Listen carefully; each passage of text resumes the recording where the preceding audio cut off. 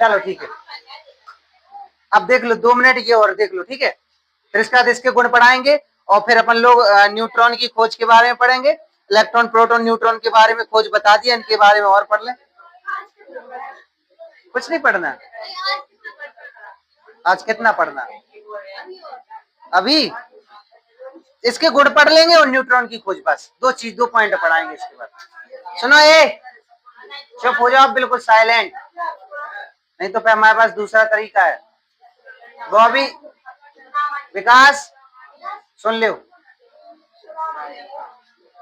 देखो अपन लोगों ने कैथोड किरणें पढ़ी थी, उसके जस्ट विपरीत अपनी कैनॉल किरणें होती हैं, ठीक है। कैथोड किरणें, कैनॉल किरणें, क्या होता है जो कैथोड किरणें होती हैं अपन लोगों ने पढ़ी थी, वो क्या करती है, एनोड की ओर जाती हैं। कल पढ़ा था ना, प्लस चिन्ह की ओर जाती है ना, सीधी निकल जाती हैं। कहां से उत्पन्न होती हैं?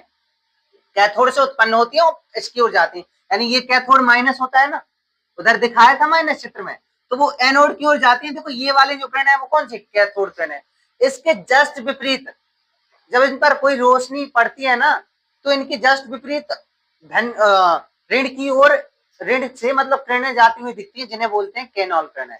इसमें भाषा में क्या लिखा है, कैथोड किरणों के पीछे दीप्त उत्पन्न जो एक प्रकार की किरणें उत्पन्न करती हैं, तो ये कैथोड किरणें हैं, इनके जस्ट पीछे भी दीप्त उत्पन्न होगा, ये भी किरणें होंगी, ठीक है। जस्ट पीछे इनके भी किरणें हैं, जिन्हें गोल्डस्टीन ने इन किरणों का नाम कैनॉल किरणें रखा। इनका नाम कैनॉल किरणें किसने रखा, गोल्डस्टीन, ठीक है, गोल्डस्टीन। और बीन ने बताया ये किरणें धन से मिलकर बनी होती हैं, धन से मिलकर बनी होती है। ये जो धन है ना, यानी कि एनोड प्लस होता है, इससे मिलकर बनी होती हैं, इसलिए इन्हें धन किरणें भी कहते हैं। यानी ये धन से मिलकर बनी होती है, धन मतलब एनोड से, एनोड पे रहता है धन, ठीक है, और कैथोड कहाँ रहता है, माइनस पे, ठीक है। किस पे, हाँ आता है ना, तांबा में भी आता है, हाँ लगभग सभी। अरे धातु वाली लगभग हर चीजों में करंट आता है, धातु विद्युत की सुचालक होती है, ठीक है। अब धातु क्या क्या है, तांबा, सोना, चांदी, लोहा, सोडियम, कैल्शियम, ये सब धातुएं जो भी हैं वो क्या है,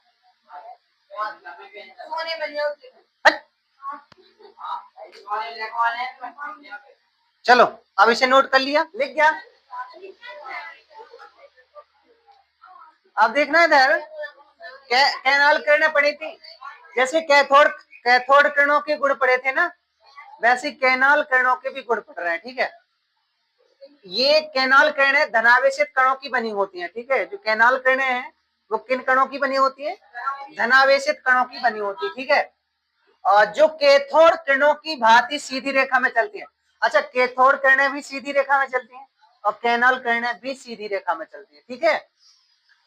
ये किरणें भी चुंबकीय एवं विद्युत क्षेत्र में विक्षेपित हो जाती हैं। जो कैथोड किरणें थी उनके गुण पढ़े थे, उसमें भी बताया था कि जो वो चुंबकीय क्षेत्र में और विद्युत क्षेत्र में क्या हो जाती है, विक्षेपित हो जाती है। तो ये जो कैनॉल किरणें है, चुंबकीय क्षेत्र और विद्युत क्षेत्र में क्या हो जाती है, विक्षेपित, मतलब अलग अलग हो जाती है, एक साथ नहीं। अगर चुंबकीय क्षेत्र में चलेंगी तो ये जैसे सीधी चलती है ना, सीधी रेखा में, जहां चुंबकीय क्षेत्र मिलेगा तो ये ऐसी हो जाएंगी, मतलब विक्षेपित, मतलब दिशा बदल लेंगी, दिशा। देखना ये हो रहा है विक्षेपित, अभी देखना ये हो गया विक्षेपित, आप समझ में, हाँ अब आया कि नहीं विक्षेपित है, मतलब ठीक है। इसके बाद क्या क्या है, ये किरणें धातुओं की पतली पन्नी को भेद कर आर पार निकल जाती हैं, ठीक है।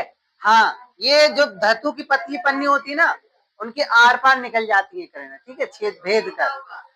जैसे एक्सरे जो होती है ना, वो अपने शरीर को भेद कर आर पार नहीं निकल जाती किरणें, वैसे ही धातु की पतली पन्नी को भेद कर आर पार निकल जाती हैं।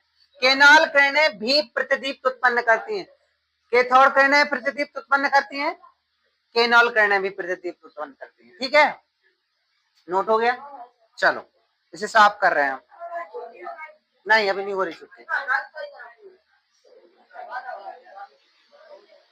लिख गया जी।